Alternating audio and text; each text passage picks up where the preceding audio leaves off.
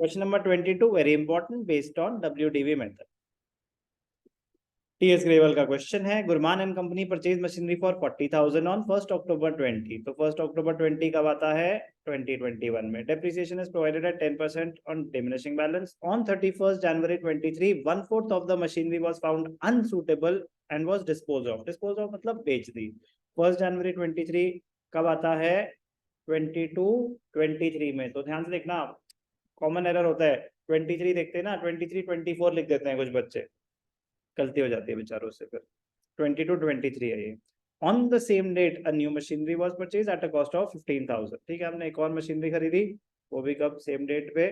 तो 22-23 में एक और ट्रांजैक्शन है.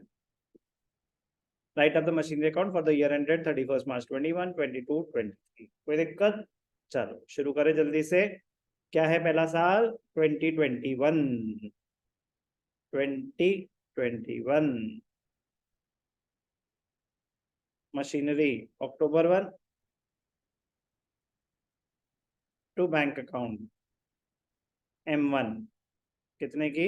40,000. Depreciation is provided at 10% per annum on diminishing balance. Machinery account debit credit to bank account 40,000. 2021 में हमने कोई और एसेट खरीदा? नहीं. तो बुक्स क्लोज हो जाएंगी March 31 bye depreciation account. Rate of depreciation is 10%. तो 40,000 का 10% फॉर 6 months. 40,000 का 10% 4,000, 4,000 का half 2,000. March 31 by balance carried down 38,000. तो 40,000 40,000. 2021 21 22 21 22 April 1 to balance BD 38,000. to balance BD 38,000. 21-22 में क्या कोई नया एसेट खरीदा? नहीं. 22-23 में हो रहा है जो भी हो रहा है. तो 21-22 में एसेट बस यूज हुआ है तो डेप्रिशिएट होगा. March 31 bye depreciation. वेरीफाई कर लेंगे, 10% ही है ना, 10%. 38,000 का 10% पूरे साल का 3,800. March 31 by balance carried down 38,000 minus 3,800 34,200. 37 38. कोई भी डाउट अभी तक? अब जो ये भी नहीं कर पाया ना, इसका मतलब वो जीरो पे है. यस और नो? यस और नो? Clear indication. तो इंडिकेटर्स को इग्नोर ना करें, एक्सेप्ट करें. तो क्या हो गया? जीरो पे हो तो अभी भी जीरो से शुरू कर दो, अब हो जाएगा. बट अगर आप सोचो कि नहीं नहीं यहीं से कंटिन्यू कर लेंगे, खत्म. बस वही गलती हो जाती है. 22-23 April 1 टू बैलेंस BD 34,200. अब ध्यान से देखेंगे, most important year of sale. But बेचा कब है? हमने बेचा है 31st January 23. 31st January 23. तो पहले क्या होगा? January 31 तक की डेप्रिसिएशन लगेगी. डायरेक्टली कैलकुलेट नहीं करेंगे. क्या करेंगे? वर्किंग नोट्स में जाएंगे. बहुत ही इंपॉर्टेंट है working note. Calculation of profit और लॉस ऑन सेल ऑफ 1/4 या 1/3. 1/4 ऑफ M1. तो M1 थी कितने की? 40,000. कब खरीदी थी? 1 October 20. यस और no? Be loud and clear. ये लाउड है तुम्हारा? Sold remaining. Sold 1/4, remaining 3/4. तो 40,000 इस दिन पे वैल्यू थी 1 October 2020. Book value on 31st, book value on 1 April. 31 जनवरी तो निकालेंगे ना अभी. 1 April 22 हमने जो एसेट खरीदा था 1 अक्टूबर 2020 में, 1 अप्रैल 22 तक की तो वैल्यू निकाल चुके हम। कितनी है? 34,200।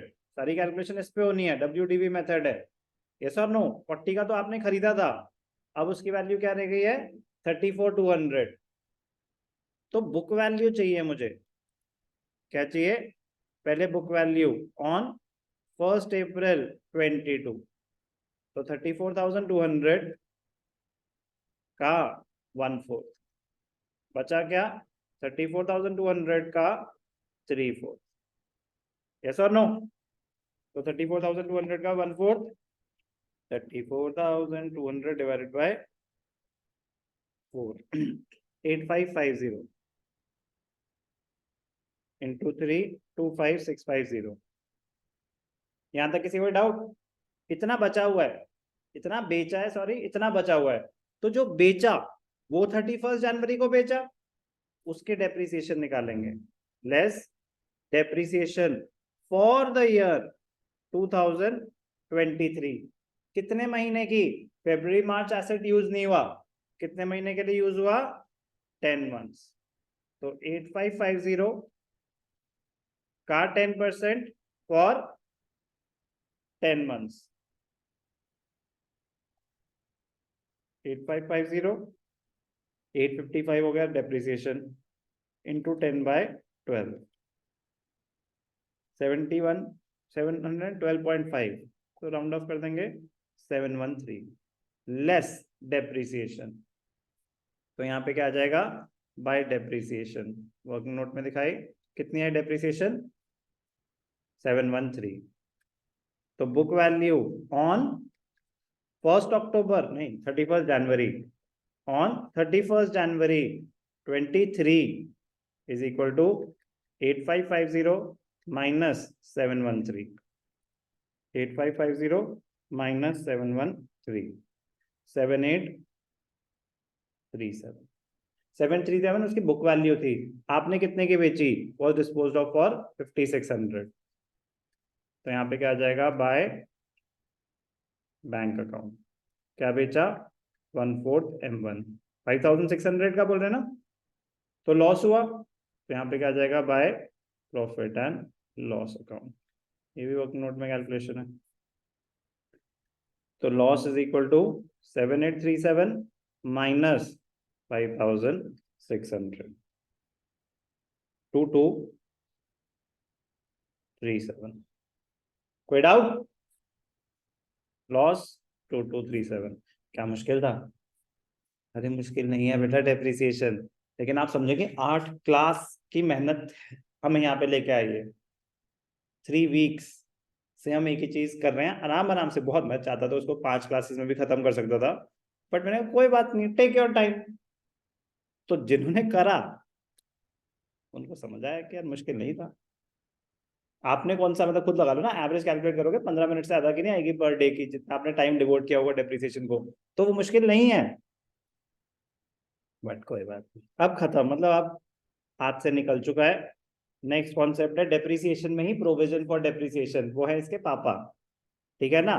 तो मतलब भूल ही जाओ वो लोग जो डेप्रिसिएशन नहीं कर सकते। जो डेप्रिसिएशन कर सकते हैं उनके लिए 10-20% एडिशन है और कुछ नहीं है, ओनली 10 to 20%। बट एडिशन है 2237। ओके, खत्म है। अब नया एसेट खरीद रहे हैं, अब तो बेसिक कैलकुलेशन है। सेम डेट पे हमने एक और एसेट खरीद लिया, जनवरी 31 टू बैंक अकाउंट। क्या खरीदा? M2 खरीदा। कितने का खरीदा? 15,000।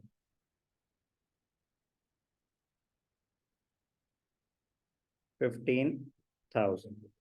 अब ध्यान से देखेंगे, March 31 bye depreciation, remaining asset के डेप्रिसिएशन कितना है? Remaining asset 3/4 M1। क्या है?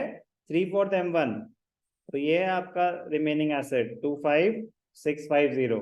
तो उसकी डेप्रिसिएशन क्या आ जाएगी? 25,650 का 10%, तो 2565 M टू M2 15,000 इसी साल खरीदा है, 15,000 का 10%, इस साल तो सिर्फ 2 महीने यूज हो सकता है, तो 2 months, 1500 इंटू 2/12, 250, तो 250 प्लस 250 प्लस 2565, 2815, 2815। कोई भी डाउट? अब क्लोजिंग बैलेंस निकाल देंगे March 31।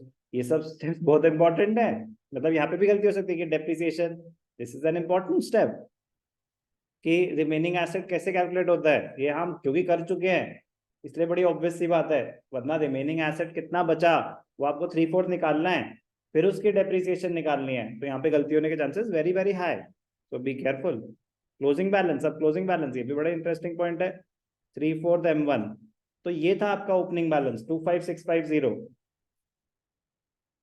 तो क्लोजिंग बैलेंस कैसे निकला, 25650 माइनस उस साल की डेप्रिसिएशन 2550 माइनस 2565, 23085,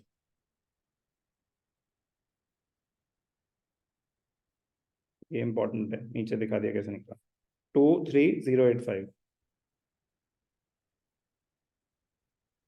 और M2 तो 15,000 माइनस 250, 14750,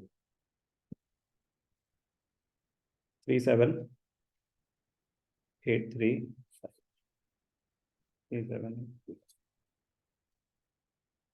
तो बेटा depreciation requires very high level of concentration and calculation बतेरी होती है, WDV में थोड़ी सी ज्यादा होती है, तो अब स्ट्रेट लाइन आपको बहुत आसान लगेगा, मतलब इसके सामने ना, देखो कॉन्सेप्ट वाइज दोनों सेम है, बस WDV में कैलकुलेशन कॉम्प्लिकेट हो जाती है, क्योंकि कुछ भी फिगर हो सकते हैं ना, स्ट्रेट लाइन में तो एक ओरिजिनल कॉस्ट थी उसी पे डेप्रिसिएशन लगनी है, तो बहुत रेयरली कैलकुलेशन कॉम्प्लिकेट होती है,